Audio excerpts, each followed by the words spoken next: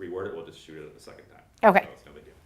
So many kids show up at fields with low self-esteem and confidence. How do volunteer coaches help build those kids up? It's important to highlight the positive attributes that the kid has. He maybe isn't the fastest runner on the team, but maybe in baseball he's the best hitter or one of the best. And so being able to touch on what skills he or she does have that make them an integral part of the team. So kind of building up their confidence by positive statements, complimenting them on things that they do well, and giving them positive reinforcement. That's good. How do you make kids feel appreciated? Because a lot of kids obviously aren't going to be as highly skilled as some of the other kids on their team. How do you make them all like really feel a part of the team and integral to the whole process? Well, things that are team sport, you really want to emphasize how everyone has to work together for the team to be successful. It's not just about the pitcher and how well he pitches. Sometimes they see a lot of pitchers who get really upset if a batter gets a hit because they feel like they just failed. But it's about recognizing that it's the outfielder's job to make that catch, or it's the first baseman's job to get him out. And so relying on one another and highlighting how it takes everybody to work together to be successful as a team. It's not just one person that's going to make the team successful. Now you've got kids showing up, some are shy, some are outgoing. How does a coach approach each individual child to make that special connection so the experience is good for every kid on the team? It would be about developing personal relationships, finding out what makes that child unique, what it is that they really enjoy about the game, trying to bring out that shy kid, get them to be part of the team, doing team building exercises so that way they feel comfortable with their teammates, as well as going up to their coach if they have a problem with something or feel afraid or left behind. You want to make sure that they feel comfortable within the whole team unit. So team building exercises are really a great way to build that connection between kids that are shy and those that are outgoing. Now a lot of kids, if a coach corrects their technique, they may take it personally when the coach didn't mean it that way with hold your arm this way and the kid feels embarrassed or upset. How do you deal with that so you help the child progress without hurting their feelings or make them frustrated? Coaches should really be aware of their tone of voice as well as their body language when giving feedback or criticism. Young kids between the age of 8 and 12, in their developmental process, they're kind of using all of their experiences to develop their own identity. So if they start feeling like they're being belittled or constantly being picked on, they're going to start internalizing that and using that to define their self-worth, their confidence. And so we really want to make sure that when we're giving feedback, we're doing it in a nice manner and not making them feel ridiculed. You want to make sure that you indicate something that they're doing well. You're really using a lot of strength to hit the ball. Maybe next time try and keep your hands a little bit closer together. So that way you're highlighting something that they're doing well and also giving them feedback.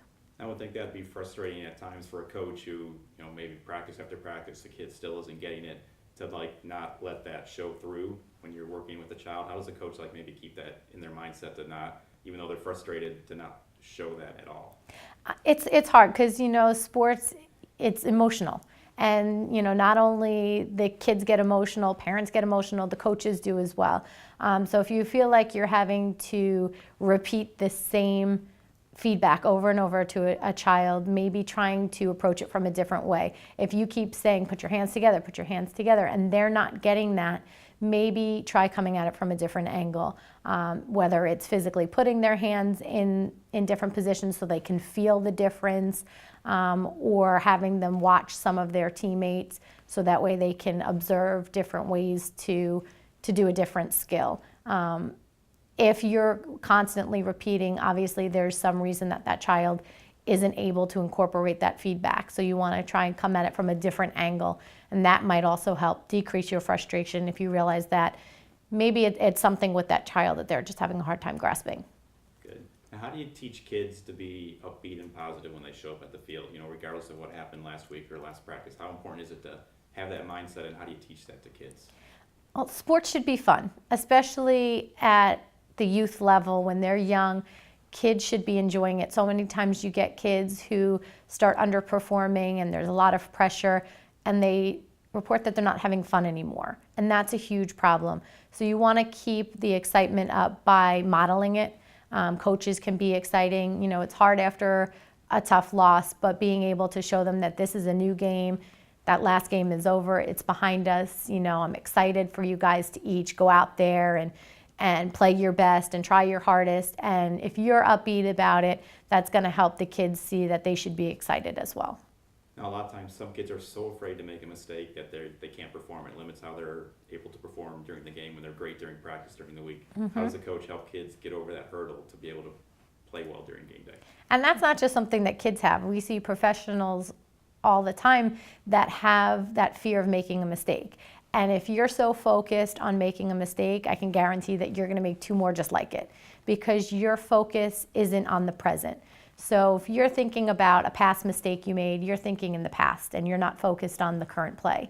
And if you're afraid to make a mistake, then you're focused on future events and you're not focused again on that present. So making sure that you bring kids, you know, to focus on that current play. So whether it's things that they can say to themselves, deep breathing, that's one thing that really helps kind of shake off some of the nerves, and just focusing more on the process as opposed to the outcome. So if it's a kid who's supposed to tackle, trying to tell him, okay, when you're about to tackle, make sure you tell yourself, stay low, you know, and grab around the waist, as opposed to, I have to make this tackle or he's going to run and score a touchdown.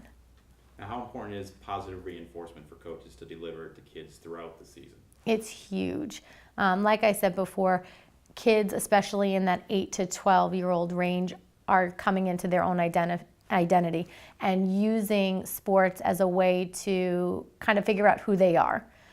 So if they're constantly getting negative feedback or feeling embarrassed or put down, they're going to start to equate that as, I'm not good enough, I'm not a good person, I'm bad at everything. So we want to make sure, even if we're giving feedback, using that positive reinforcement to highlight what they're doing well. And if they do make a mistake, let them know it's what they did on their technique that was wrong. It's not that they're wrong or bad as a person. Now, in situations like maybe grandma's going to show up for one game a year, so in the child's mind, he's thinking, I really want to do well on this day for grandma. How does a coach deal with those kids who are like really pressing on that particular day to do well? Finding a way to make sure that they're calm and relaxed is key. There can be a lot of different exercises that you can do as a team. Deep breathing is really huge. For kids that are young, you want to have deep breaths that last maybe 12 to 15 seconds so you know it's hitting the diaphragm, so it's slowing that heart rate down a little bit. When we get excited, our heart rate increases, we tend to speed up, and when we speed up, we don't always play to our best. So if we can calm that heart rate down, we can get ourselves into a zone where we're playing more optimally as opposed to rushing things and making a mistake.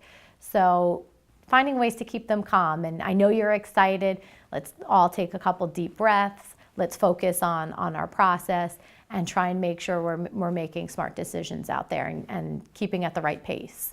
Now, when it comes to sports, everybody goes through stretches where nothing works well for them. How does a coach help kids who are maybe haven't had a hit the last couple of weeks or scored a goal for the past month? How do they help them snap out of that? Again, trying not to focus on getting their attention on all the things, you know, oh, you missed the last 5 times at bat.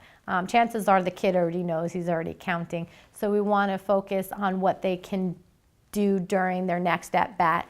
Each time that they come to bat or each time that they step out onto the field, their slate is clean. So they get to go out there and try their hardest. Sometimes we find that what the kid is saying to themselves inside their head is leading them to make errors. I had a young boy who was striking out a lot when he got up to bat. And when we asked what he was saying to himself, he was telling himself, don't strike out. And when you give yourself don't comments, you're giving your body instructions on what to do. So he, by saying don't strike out, is telling his body to strike out. So changing those thoughts to more positive things, hit the ball, or kick strong, or inside of the ball, or things that focus on the process and the technique as opposed to the outcome. That's good. I like that. That's a great one. How do kids sometimes take losses really hard? How do you help kids overcome those setbacks so they focus on the next game instead of thinking backwards? Giving them time to process their emotions. Like I said, sports are an emotional game for everybody involved, even the fans. So giving those players time to process their emotions and deal with the sadness if they have a tough loss, and being able to motivate them for their next performance. So highlighting what they did, you guys really put a strong effort out there and you worked really hard, and I'm really proud of that. When you come in for practice, in a couple of days, we're going to work on some things that we can try so that way next time we go out there, we play just as hard and we can, try and get a win. But not focusing all of the importance on the outcome of the game itself. Now, a lot of coaches, or most coaches, have their own child on the team. How do you find that balance between not giving too much attention or giving too much attention? And that can be hard because it can be an unconscious process. Sometimes when we have a group of kids and we're a parent, we're paying more attention to our child out of habit. So making sure you kind of view everybody and take your kind of parenting out of it. Act as though as all the children are part of the team and you don't have any special ties to anybody. And encouraging the children that if they feel like you're maybe picking on them, or they feel like they're being picked on or feel like they're being ignored, that they can come up to you and let you know. So that way, if you're inadvertently paying too much attention or too little attention to a child, they feel like they can come to you and you can then make a conscious effort to pay a little bit more attention to them or to the other children. Before the season starts, would you recommend any type of conversation that mom or dad should have with their child before they begin the season? That would definitely be beneficial.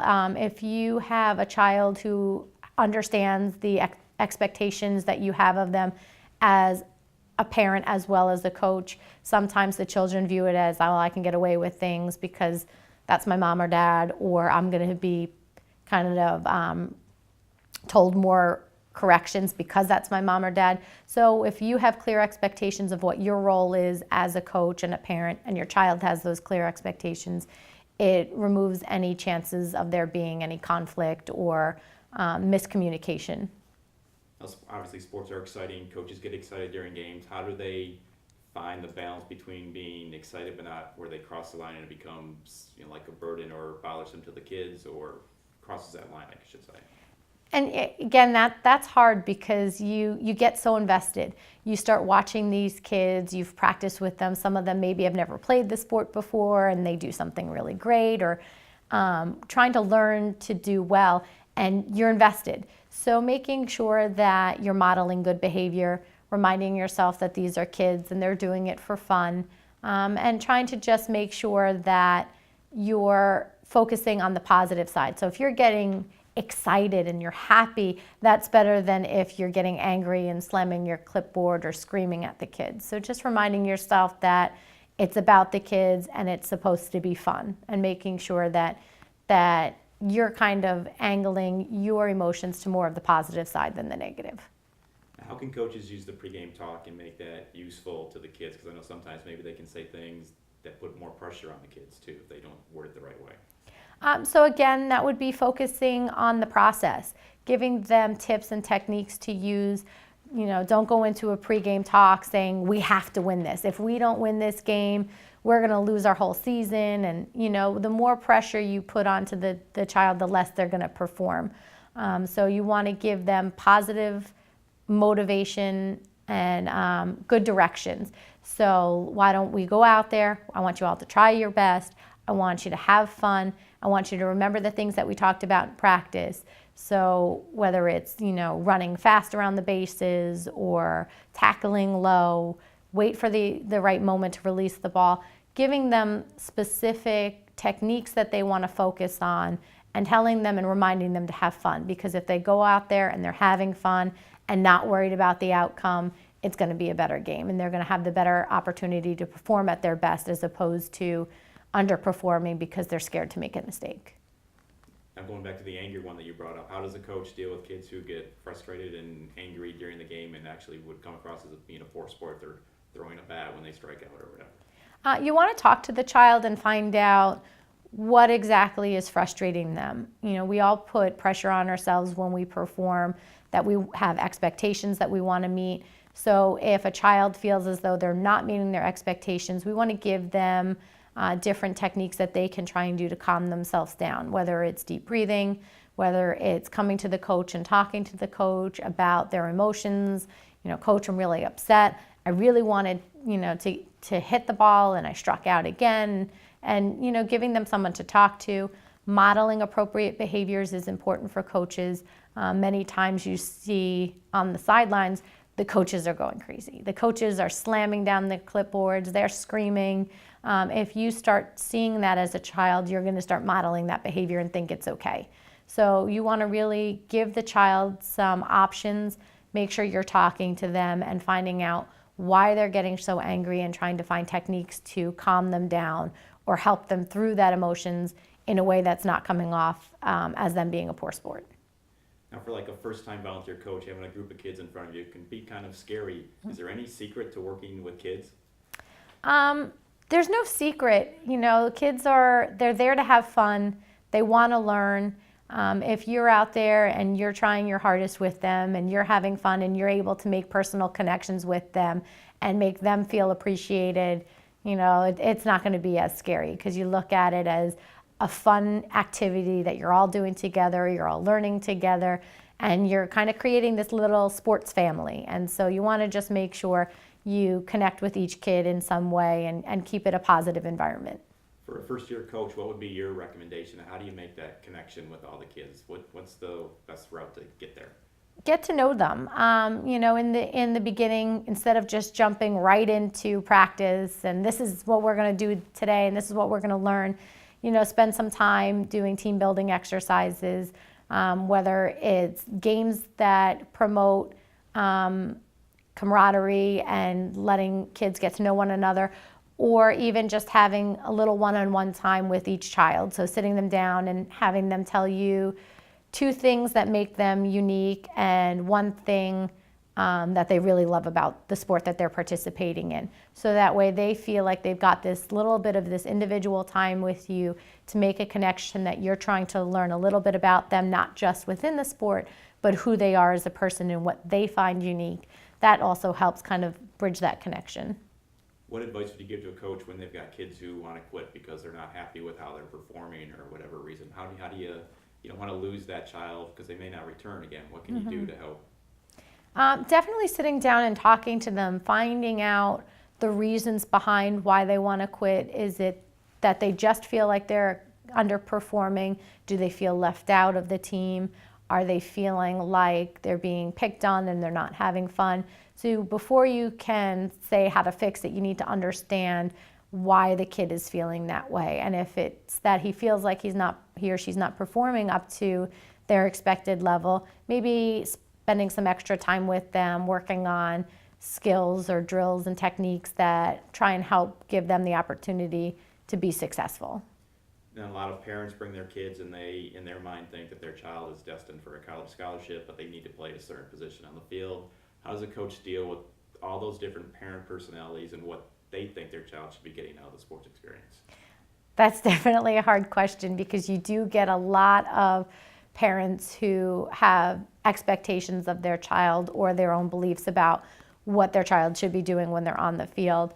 As a coach, you need to make sure you set boundaries with the parents and with the players that when it comes to making decisions on who to play or where to play them, that you're the coach and that you're going to try and listen to their recommendations. If a parent has, some concerns or would like to see if their child could try a different position, bringing it up to you outside of game situations. So maybe after practice one day and seeing if it's a possibility to try and meet some of the concerns of the parents, but reminding yourself that you're in charge of the team, that you want to make sure that the kids are getting a fair shot at playing and that the kids are still having fun.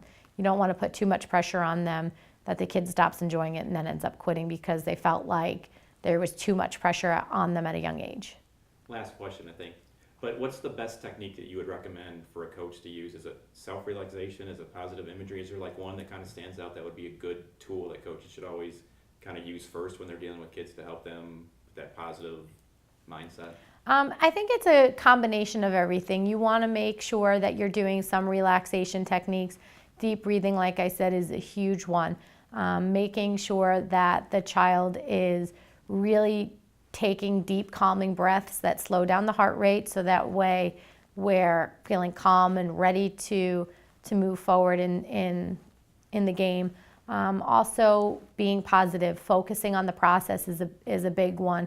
If we're reminding them what to focus on when they're playing as opposed to directing their attention to the outcome, it increases the chance of them being successful because they're playing in the present moment. They're not worried about what happened before or what's going to happen. They're focused right on that moment.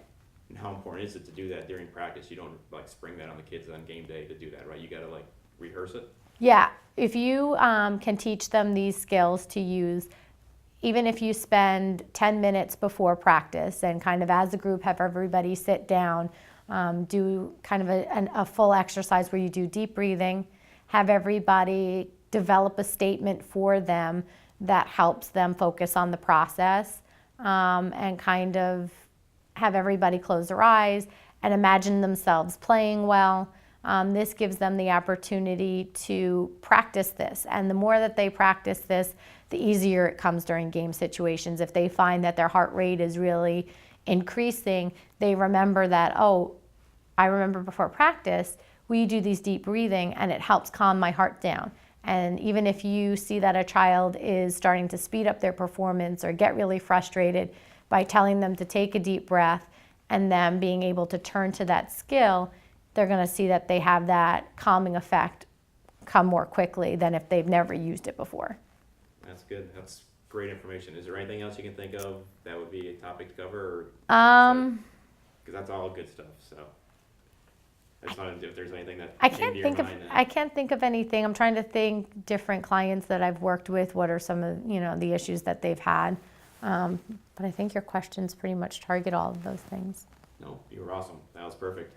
Everything was it okay? I Everything in one was take, trying not but to say a lot, but I kept slipping in there. I didn't catch any so no, Okay. that was very good. Thank you. All right. That was good. Usually we have people have to do a few takes on some questions, so you nailed them all.